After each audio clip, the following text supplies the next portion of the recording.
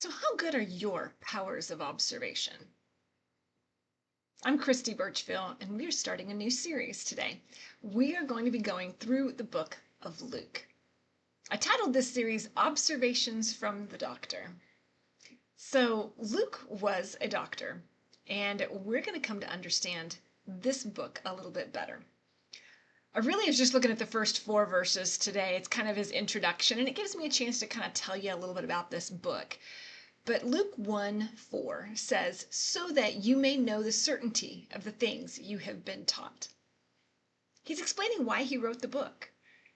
And when we write this book chronicles the life of Jesus, as recorded, said by Luke. Now, Luke was a physician. He was not one of the original 12 disciples, but he joined the church early on, and he actually is the one who authored both the book of Luke and the book of Acts. And as we read through this book, we will see very clearly Luke's attention to detail. The way his medical mind, honestly, worked categorizing evidence to present his case as to why Jesus is the Christ. Luke is writing to someone named Theophilus. And we see that both in the start of the book of Luke in verse 3, and then also we see it in Acts as well. And history tells us it's probably a Roman official of some kind. And because he was writing to a Gentile or a non-Jew, Luke doesn't really bother with all of the traditions and that information that the Jewish people would have been focused on. Instead, Luke is really focused on how someone without a religious background would come to understand that Jesus Christ is Lord.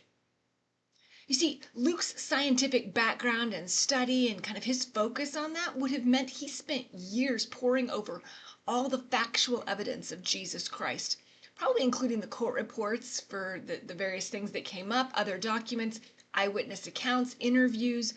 All of this becomes part of what Luke is sharing in his writings. Luke is also very, very taken with the miracles of Jesus, which as a medical professional, you can understand how that would capture his attention. He ends up recounting more miracles in his gospel than in any of the other gospels. Now, as we read through Luke, we can realize that his goal for us is so that we can know with certainty that everything we've been taught about Jesus is true. Luke is providing the facts and the details so that we can trust that the Jesus we've learned about and heard about is true.